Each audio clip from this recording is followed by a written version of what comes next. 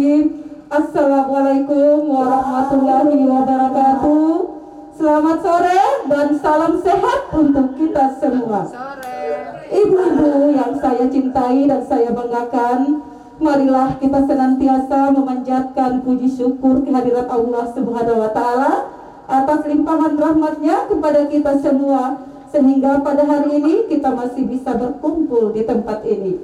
Salam dan salawat tak lupa pula kita haturkan kepada junjungan kita Nabi besar Muhammad sallallahu alaihi wasallam. Semoga kita selalu istiqomah dengan ajaran yang dibawakannya. Tak kenal maka tak sayang. Perkenalkan, nama saya Ibu Rina Sarti dari Pokja 1. Hari ini akan berbagi informasi dengan kita semua tentang pola asuh anak dan remaja di era digital pada masa pandemi COVID-19. Masih semangat ibu-ibu? Masih. Alhamdulillah. Ibu-ibu, ada yang tahu apa yang dimaksud dengan pola asuh anak? Tidak. Pola asuh anak adalah suatu proses untuk meningkatkan pertumbuhan dan perkembangan fisik, sosial, emosional, intelektual, dan finansial seorang anak sejak dia berada dalam kandungan hingga ia dewasa.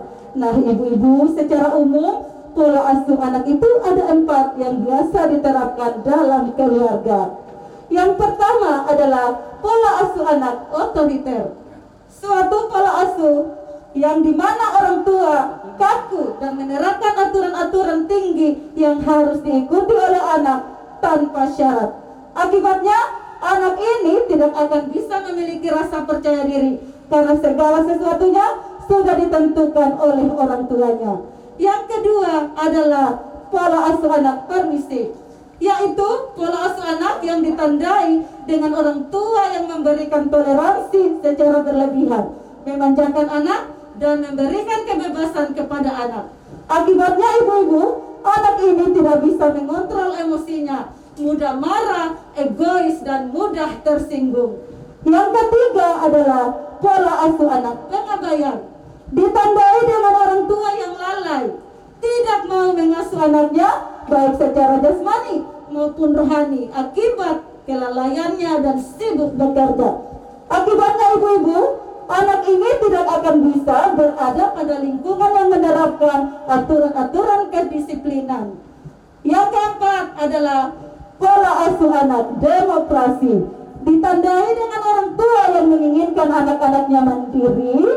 Sejalan dengan itu, orang tua memberikan batasan-batasan yang harus diikuti oleh anak sesuai dengan kelayakan pada lingkungannya. Akibatnya ibu-ibu, pola asuh anak demokrasi ini, anak menjadi mandiri dan memiliki jiwa kepemimpinan yang tinggi dibandingkan anak-anak sebayanya. Bagaimana ibu-ibu, lanjut? Lanjut. Nah, ibu-ibu, sekarang ini kita sudah berada di era digital. Ibu-ibu tahu tidak apa itu era digital? Belum. Era digital adalah era yang ditandai dengan ditemukannya teknologi-teknologi canggih. Salah satu contohnya adalah handphone. Handphone adalah alat komunikasi yang menyatukan seluruh masyarakat dunia tanpa jarak, batas, ruang, dan waktu. Nah ibu-ibu, sekarang ini kita sudah berada di era digital. Keempat, pola asuh anak tadi harus disesuaikan dengan perkembangan zaman.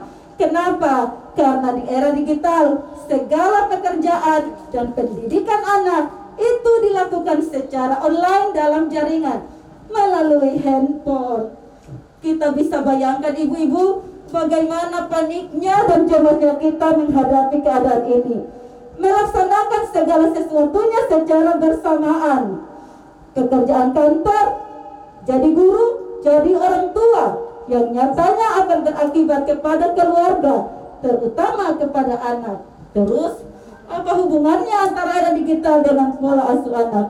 Di era digital, pola asuh anak, orang tua sudah mulai tergeser dengan adanya alat-alat teknologi, terutama handphone. Nah, jadi ibu-ibu harus kita sadari bahwa di era digital, kita ambil contoh pada bayi. Dulu bayi kita masih dinina-bawakan oleh orang tuanya. Sekarang di era digital, bayi menangis diperdengarkan lagu-lagu dari HP selama berjam-jam.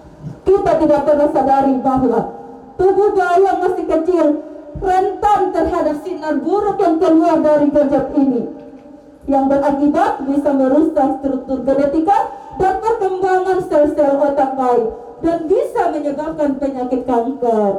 Yang kedua, ibu-ibu, di era digital, proses pendidikan anak dilakukan secara daring lewat handphone. Semua berkumpul di sini untuk mencegah terjadinya penyebaran COVID-19.